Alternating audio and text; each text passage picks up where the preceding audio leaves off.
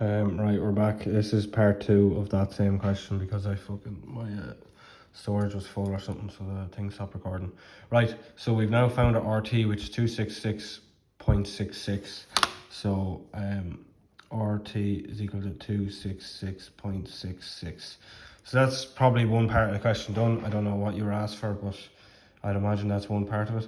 So now, because we have RT, we should be able to find IT. So your trusty triangle. So we're looking for I. So I is equal to U over R. So IT is equal to U over RT.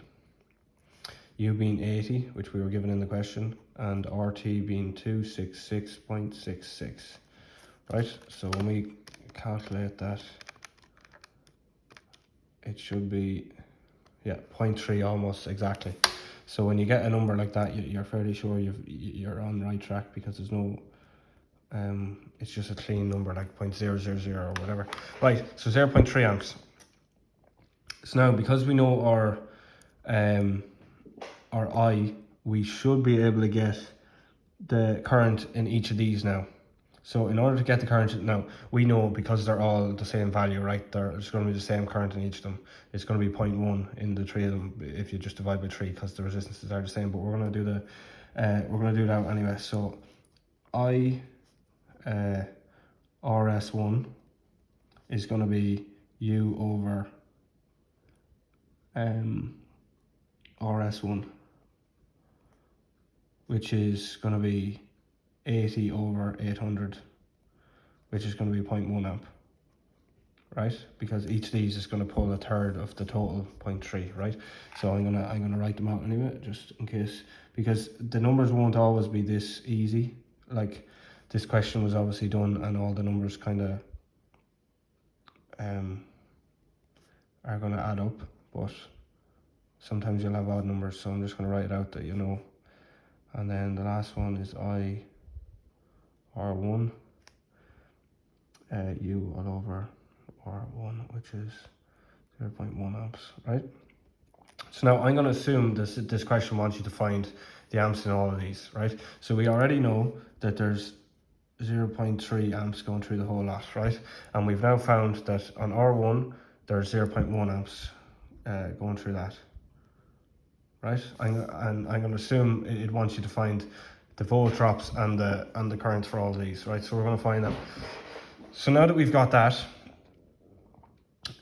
we know that there's 0.1 going through that. We also know that there's 0.1 going through RS2, right? So if we look at what's RS2, RS2 is two resistors in series.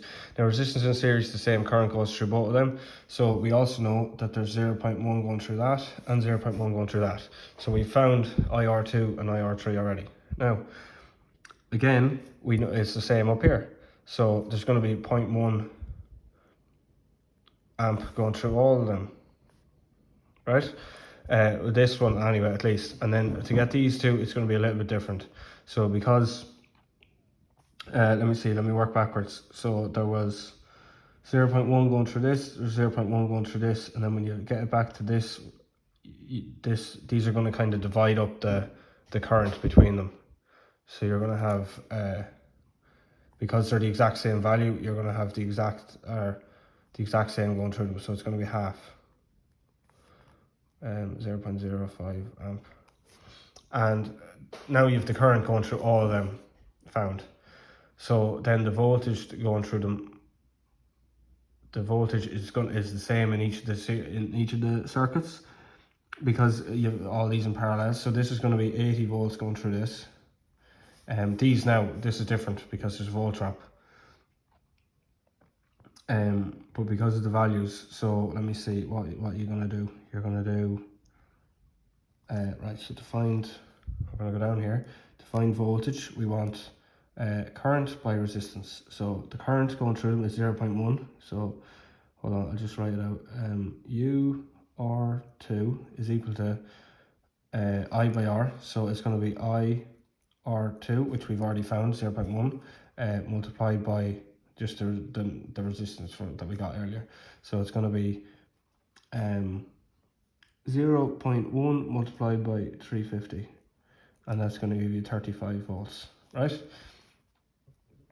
35 volts going volt drop on this one, and then this one you're going to do the exact same thing, but you should notice a pattern in that if there's 35 going through this one, there's going to have to be 40 going through this, 45 going through this one, because that's 80, and this is going to be 80, okay? So anyway, yeah, so I'll keep going with this. So IR3 multiplied by R3, so 0.1 by 450, which is going to give you 45 volts. Right, so now we found 45 volts. Now we found the voltage in all of them. And then we go back up here and we know that there was 80 volts going through RS1. There's still 80 volts going through here, but now how is it going to be divided up? So when we go back to this branch, these two put together gives us RP1, and RP1 is 400 volts, 400 ohms, and this is also 400 ohms. So they're going to take exactly half of the voltage drop each because they're the same value, which you should know from just knowing all your principles and all. So this is going to take exactly half this R6, so it's going to be 40 volts, half of 80. And then these two, because they're in parallel, they're going to take the same 40, but they're going to take 40 each, or you know what I mean, there's the voltage is the same because they're in parallel. So the voltage going through this one is 40 volts and the voltage going through this one is 40 volts. So now if you look at your question, I don't know what was asked you still, but there's your IT value is 0.3 amps. There's 0.1 going through this branch, and this branch. And we found that this 0.1, 0.1, 0.1, and then these two take half because these are in parallel. And then voltage drops, this one takes, so there's no voltage drop in a parallel circuit. So while these are parallel here, you have 80, 80, 80. So we still have 80 on this one. Then these two, it's divided up between them, and we've worked that out down, where do we work that here? 35 and 45. And then back up here, you have 80 between all these. So in order to get them worked out, it's a series circuit. This RP1 and R6 have the same value, so it's half and half. And then when you go back to RP1 here, because they're in parallel, the voltage is the same across them. So now that should have your question answered. You've all your volt drops and all your currents found.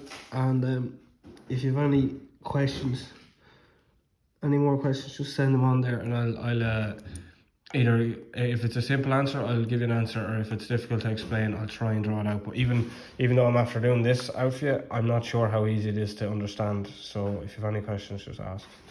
I'll do my best to help.